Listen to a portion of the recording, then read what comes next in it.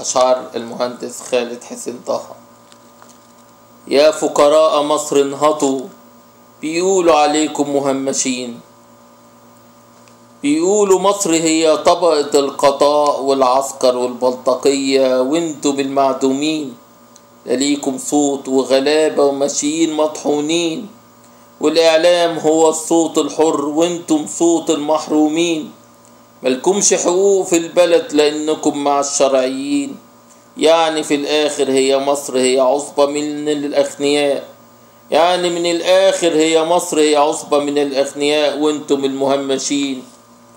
بيقولوا عليكم أقلية رغم انكم في العدد أكثرية. يسألوا المظلومين ليه يا أغنياء تحتكرونا رغم اننا سيئكم مصريين؟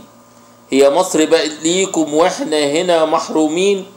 يعني لو قلنا نبقى سلاح في وجه الشرطة، ولو قلنا نعم نبقى مصريين، وتبسطونا وتدلعونا وتخلونا نحس اننا عايشين.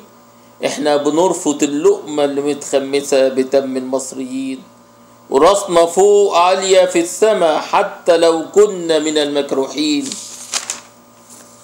قتلونا بدم بارد وطلعوا في التلفزيون بيقولوا منتصرين. ده الظلم عمره ما كان غالب، ومصر هتبقى للمصريين، والنيل دايما راح يجري ونشرب ونبقى مبسوطين، ونخمس لقمتنا حاف ونمشي في العراء حافين، ولا يقولوا علينا ان احنا قتلنا المصريين. لو عايز تعبي في دمي عبي يمكن تشبع يوم الدين. ده المصري طول عمره غالب، واسأل صلاح الدين.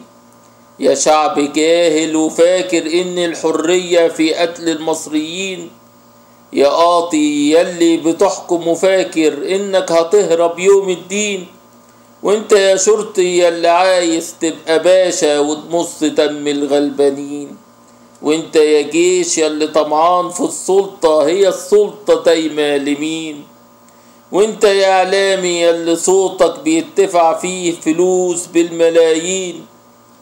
بقولها ليكم كلكم إلا تم المصريين، وتمنا الطاهر الغالي راح يخلينا دايما صامتين، وتمنا الطاهر الغالي راح يخلينا دايما صامتين.